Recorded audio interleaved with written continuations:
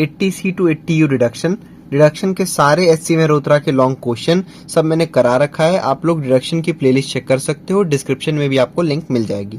इस वीडियो में हम deduction chapter SC Mehrotra book से शॉर्ट न्यूमेरिकल क्वेश्चन नंबर 3 करने जा रहे हैं। From the following information in respect of mister Mohan, compute the qualifying amount under section 80C।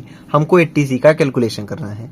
A point ने बोला है life insurance premium on his life. तो अगर आपने मेरी 80C वाली वीडियो नहीं देखी है तो आप देख लो, तब आप ये खुद से क्वेश्चन कर ले जाओगे।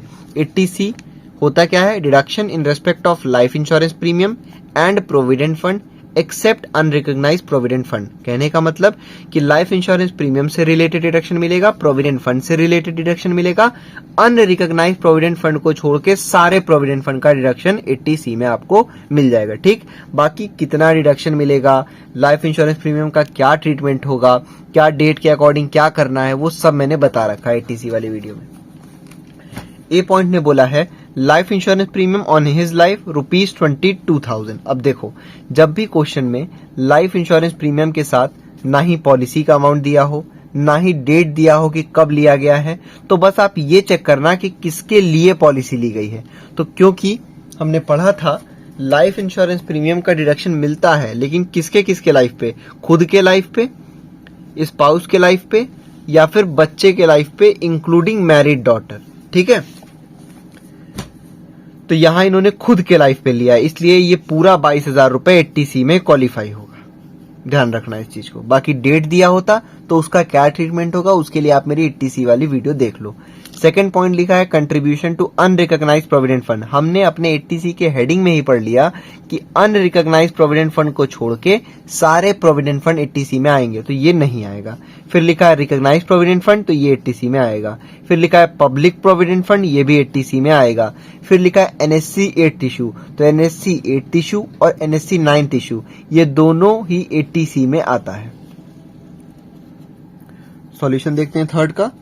निकालना क्या है 80C का, तो computation of deduction under section 80C। First point क्या था? Life insurance premium on his life. तो जब भी पॉलिसी का डेट, पॉलिसी का अमाउंट ना दिया हो, तो बस हम ये चेक करेंगे कि किसके ऊपर पॉलिसी लिया गया है। तो यहाँ खुद के लाइफ पे लिया गया है, इसलिए ये पूरा अमाउंट क्वालिफाई कर दो। 22,000 रुपए कितना है? हाँ, 22,000 रुपीज। फिर है contribution to unrecognised provident fund. ये हमने 80C की हेडिंग में ही पढ़ लिया कि अनरिकॉग्नाइज्ड प्रोविडेंट फंड को हम ट्रीट ही नहीं करते हैं 80C में, तो हटा दो यहां से। फिर थर्ड पॉइंट है contribution to recognised provident fund, कितना है? 13,000, तो लिख दो यहां पे।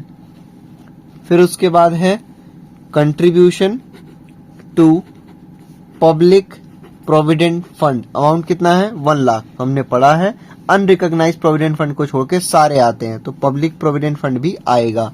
फिर लास्ट में है subscription to NSC 8th issue, NSC 8th issue और NSC 9th इशू, ये सब के सब्सक्रिप्शन यहीं पे आते हैं, तो लिख लो 25,000। ठीक, अब इन सबको आप ऐड करो।